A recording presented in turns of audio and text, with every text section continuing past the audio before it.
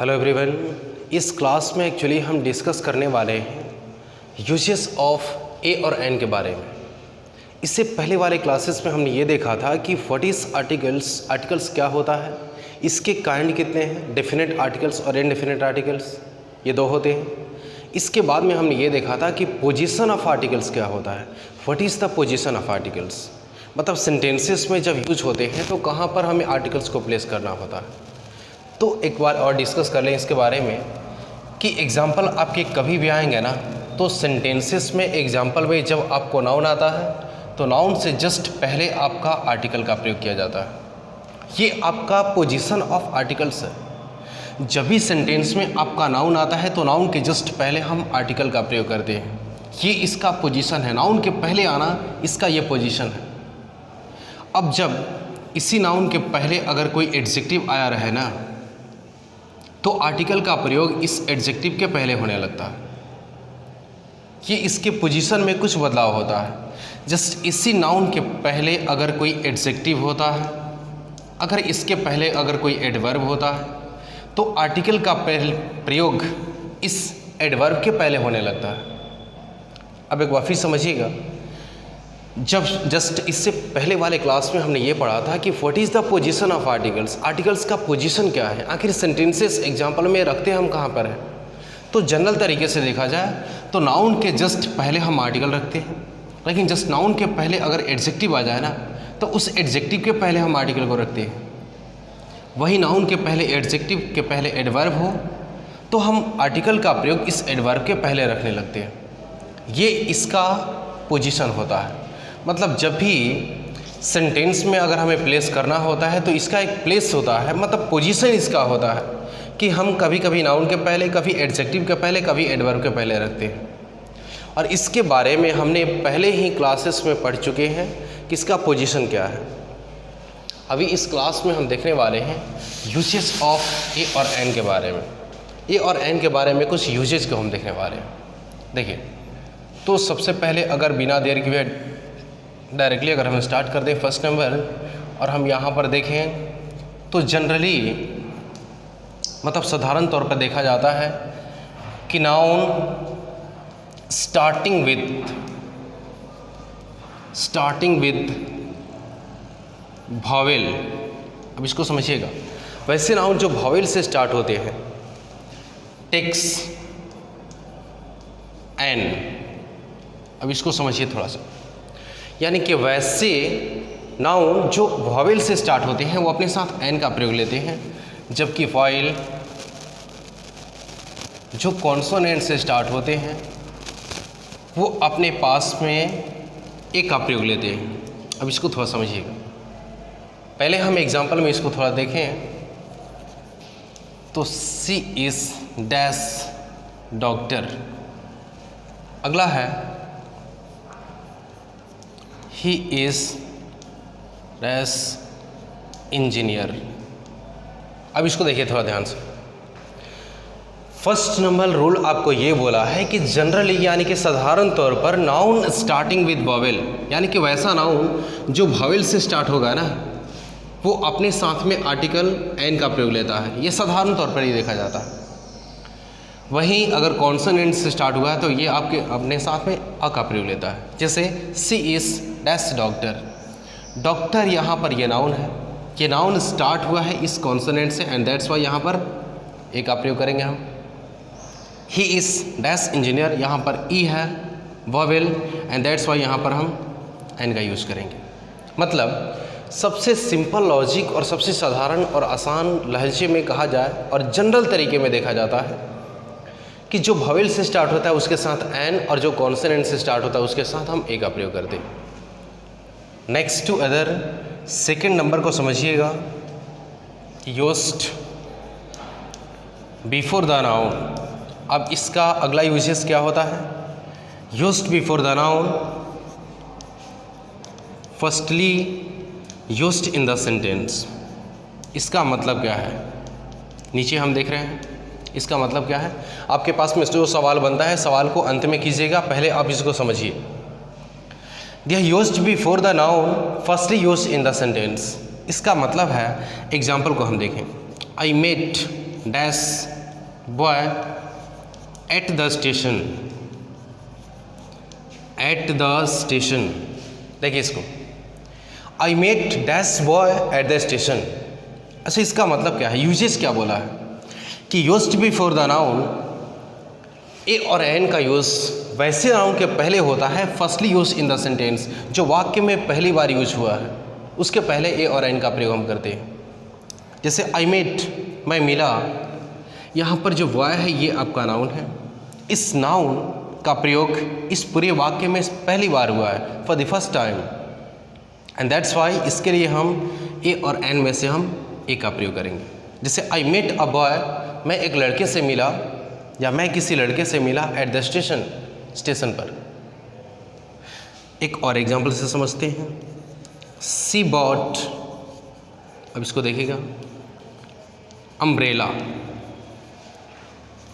From the mall, from the mall. देखिए सी bot, उसने खरीदा क्या चीज़, अम्ब्रेला। यहाँ पर अम्ब्रेला जो है ये आपका नाउन है, और जस्ट इस नाउन का यूज अगर वाक्य में पहली बार अगर हुआ है ना, तो इसके लिए हम ए और एन में से किसी का प्रयोग हम करेंगे। यानी कि जैसा कि आपका जनरल रूल बोला है, भवेल से स्टार्ट है, एंड दैट्स वाई यहाँ पर हम एन का यूज़ करेंगे। यानी कि सी बॉट एन अम्ब्रेला, उसने एक अम्ब्रेला खरीदा फ्रॉम द मॉल, यानी कि मॉल से। मतलब जब हम यूजेस देख रहे हैं ए और एन का, तो इसमें देखिए पहला चीज़ तो जनरल तरीके से दिखता है कि भवेल से स्टार्ट होता है एन लेता है, कॉन्सोनेंट से स्टार्ट होता है वो ए लेता है। ये जनरल इन्फॉर्मेशन है जो हर जगह काम करता है। दूसरी बार जो दिया है कि जिस नाउन का प्रयोग वाक्य में पहली बार हुआ है ना, तो उसके लिए हम ए और एन का यूज हम करते हैं। Used before singular noun to show whole race. इसको समझिए, होल रेस का मतलब क्या है, मतलब कभी भी सिंगुलर नाउन के पहले यूज होता है पूरी जाति का बोध कराने के लिए। जैसे एग्जाम्पल हम समझेंगे, अ डॉग, यहाँ पर देखते हैं, a dog is a faithful animal. अब इसको थोड़ा ध्यान से समझेंगे, समझ में आपको अच्छे से आएगा। देखिए एग्जाम्पल आपको बोला है कि a dog is a faithful animal, कुत्ता वफादार जानवर होता है। यहाँ पर जैसा कि हम देखें, यहाँ पर डॉग जो है ना, ये एक नाउन है, और ये ऐसा नाउन है जो कि सिंगुलर है, सिंगुलर फॉर्म में है। और जब इस सिंगुलर नाउन के पहले अगर किसी आर्टिकल का प्रयोग हुआ है ए और एन का ना, तो ये सिर्फ एक ही कुत्ते को नहीं बता रहा है, पूरी जाति का बोध करा रहा है। माने कुत्ता वफादार जानवर होता है, तो सिर्फ एक ही कुत्ता नहीं, कुत्ते की पूरी प्रजाति के बारे में बात हो रहा है। वैसे भी नियम बोला है कि used before the singular noun, यानी कि सिंगुलर नाउन के पहले यूज होता है। टू शो होल रेस, मतलब पूरी जाति का बोध कराने के लिए। कुत्ता वफादार जानवर होता है, तो सिर्फ कुत्ता, एक ही कुत्ते के बारे में नहीं बोला जा रहा है, ये इन्फॉर्मेशन है जनरल तरीके से, यानी कि सबके लिए बोला जा रहा है। यहाँ पर हम कह सकते हैं कि ऑल डॉग्स आर फेथफुल। अब यहाँ पर समझिएगा, इसका मतलब है डॉग सिंगुलर नाउन है, इसके पहले ए लगा है, पूरी जाति का बोध करा है। कुत्ता वफादार जानवर होता है, सिर्फ एक ही नहीं, जनरल तरीके से पूरी कुत्ते की जाति जो है ना, ये वफादार होते हैं। इसका मतलब हो सकता है ऑल डॉग्स आर फेथफुल। एक और एग्जाम्पल से हम समझते हैं, अगला देखिएगा, a vehicle must be insured.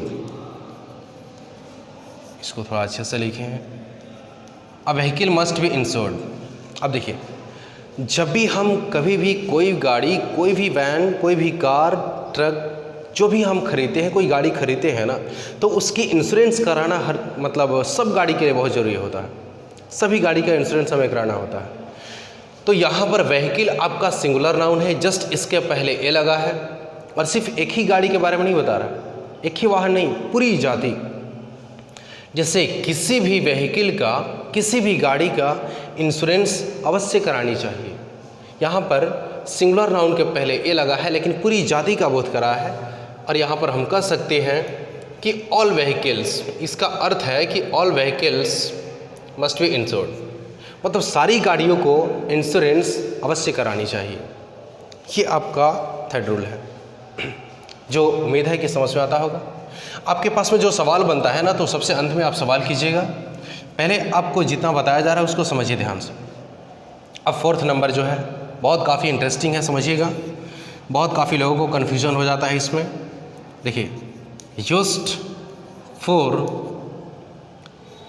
Unknown person और थिंग, अननोन पर्सन और थिंग, इसको थोड़ा ध्यान से समझिएगा क्योंकि बहुत काफ़ी इंटरेस्टिंग, बहुत काफ़ी इम्पॉर्टेंट है ये। अगर एक एग्जाम्पल हम लिखें, आरोहन इज़ वेटिंग आउटसाइड। अब देखिए, इसमें जो भी हम लिख रहे हैं ना, इसका आप नोट्स बनाइए। आपके पास में कॉपी पेन जरूर होना चाहिए, इसके नोट्स को बनाइए। जहाँ कहीं दिक्कत होता है बाद में सवाल कीजिएगा, पहले आप समझ लीजिए, सुन लीजिए, अंत में आप सवाल जरूर कीजिएगा। 4th नंबर जो है बहुत काफ़ी एक शॉकिंग कहें, बहुत काफ़ी इंपॉर्टेंट कहें, इंटरेस्टिंग कहें, यह रूल है, यह यूज्ड फॉर अननोन पर्सन और थिंग। किसी भी अनजान यानी कि अननोन पर्सन के लिए हम ए और एन का यूज़ करते हैं। जैसे यहाँ देख सकते हैं, अ रोहन इज़ वेटिंग आउटसाइड, कोई रोहन बाहर आपका इंतज़ार कर रहा है। अब यहाँ पर हमें समझने की ज़रूरत क्या है कि सबसे पहली चीज़ कि किसी पर्सन के पहले, ये प्रॉपर नाउन है रोहन, किसी पर्सन के नाम के पहले हम आर्टिकल का प्रयोग हम कभी नहीं करते। ये जनरल इन्फॉर्मेशन है जो हर कोई जानता है, लेकिन यहाँ पर रोहन के पहले आर्टिकल का प्रयोग हुआ है, तो इसका मतलब क्या है, तो ये समझिएगा। एक एग्जाम्पल से मैं समझाने का प्रयास करूँ। अच्छा, supposing we all are studying in the classroom, classroom में हम स्टडी कर रहे हैं, हम सभी लोग स्टडी कर रहे हैं। अचानक कोई छोटा बच्चा बाहर से दौड़ कर आता है और वो बताता है, हम सभी लोग क्लास में स्टडी कर रहे हैं, कोई छोटा बच्चा दौड़ कर आया और उसने क्या बताया कि बाहर एक लड़का खड़ा है जो अपना नाम रोहन बता रहा है, वो बाहर आपका इंतज़ार कर रहा है। फिर से समझिएगा, छोटा लड़का जो भागकर आया है क्लास में, उसने क्या बताया कि बाहर एक लड़का खड़ा है जो अपना नाम रोहन बता रहा है, वो आपको बाहर बुला रहा है, बाहर इंतज़ार कर रहा है। तो यहाँ पर बताने की ज़रूरत है, क्या ये छोटा बच्चा उस रोहन को पहचानता था? नहीं। जब भी कभी कोई व्यक्ति अगर किसी स्पीकर यानी कि बोलने वाले के अनुसार अगर अननोन अनजान होता है ना, तो उसके लिए हम ए और एन का प्रयोग करते हैं। जैसे यहाँ पर हुआ है, और रोहन इज़ वेटिंग आउटसाइड, यानी कि छोटा बच्चा उस रोहन को नहीं पहचानता है और इसलिए उसने बोला है कि कोई रोहन नाम का लड़का बाहर आपका इंतज़ार कर रहा है। अच्छा, सबसे पहली चीज़ तो ये समझना है कि ए का अर्थ होता क्या है। ए का अर्थ सिर्फ एक नहीं होता है, इसका अर्थ होता है एक, कोई या किसी। और सबसे इम्पॉर्टेंट चीज़ अगर मैं आपको डिस्कस कर दूं आपके सामने, तो यहाँ पर आरोहन इज़ वेटिंग आउटसाइड, ये किसी अनजान के बारे में बताया जा रहा है। ये रोहन का यूज़ करेंगे आरोहन ना, तो इससे ये हो रहा है कि हमारे लिए रोहन अनजान है, कोई रोहन आपका इंतज़ार कर रहा है, यानी कि कोई ऐसा मतलब लड़का है जो अपना नाम रोहन बता रहा है, वो बाहर आपका इंतज़ार कर रहा है। तो इसके सेंस में ना, इस प्रॉपर नाउन के पहले यानी कि पर्सन के नाम के पहले हमने आर्टिकल ए और एन का यूज़ किया है। अब एक और एग्जाम्पल हम समझ लेते हैं, और रमेश, अब समझिएगा इसे, और Ramesh is operating the system, और Ramesh is operating the system, इसका मतलब क्या है? और रमेश यानी कि कोई रमेश नाम का व्यक्ति सिस्टम को ऑपरेट कर रहा है। यहाँ पर आरोहन या रमेश का मतलब होता है कोई रमेश या कोई ऐसा व्यक्ति है जो रमेश नाम का है, उससे मैं बहुत काफ़ी वाकिफ़ नहीं हूँ, मेरा परिचय नहीं है, मेरे लिए अननोन है। और जब हमारे लिए कोई भी व्यक्ति अगर अननोन होता है, भले उसका नाम हम जानते हैं, लेकिन हमारे लिए अगर अननोन होता है ना, तो उसके लिए हम आर्टिकल ए और एन का प्रयोग करते हैं। ठीक है, चलो थैंक यू। और अगला नियम हम अगले क्लास में पढ़ने वाले हैं। इससे रिलेटेड अगर आपके पास में सवाल है अभी, तो आप पूछ सकते हैं।